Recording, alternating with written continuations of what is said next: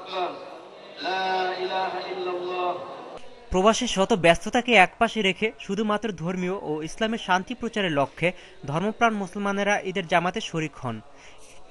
ইতালির রাজধানী রোমের বড় মসজিদ জাতীয় ঈদ উদযাপন কমিটির উদ্যোগে পিয়াজ্জা ভিত্তিরো পার্ক সংলগ্ন ভিত্তিরো মসজিদের উদ্যোগে কাঁচা বাজারের পেছনে তর্পিনাতারা পার্ক, মসজিদে মক্কি, মসজিদে কোবা, স্যান্তো শেরলে, লাউরেন্তিনা পার্ক সহ প্রায় ১৫টি স্থানে বর্ণ নির্ভেদাভেদে শিশু কিশোর নারী পুরুষ একসাথে ঈদের নামাজ আদায় করেন।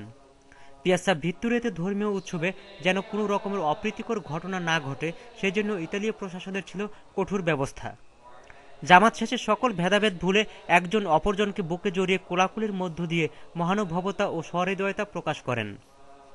এ সময় বাংলাদেশ সরকার নিযুক্ত রাষ্ট্রদূত মাসুদ বিন মোমেন সর্ব ইউরোপের প্রবাসীদের ত্যাগ তিতিক্ষা ধরে রেখে ধর্মীয় উৎসব পালন করতে বলেন। প্রবাসীরা যেন সকল হিংসা ভেদাভেদ ভুলে কাঁধে কাঁধ মিলিয়ে একই কাতারে আগামীতেও ঈদ উদযাপন করতে পারে তিনি সেই প্রত্যাশা ব্যক্ত করেন।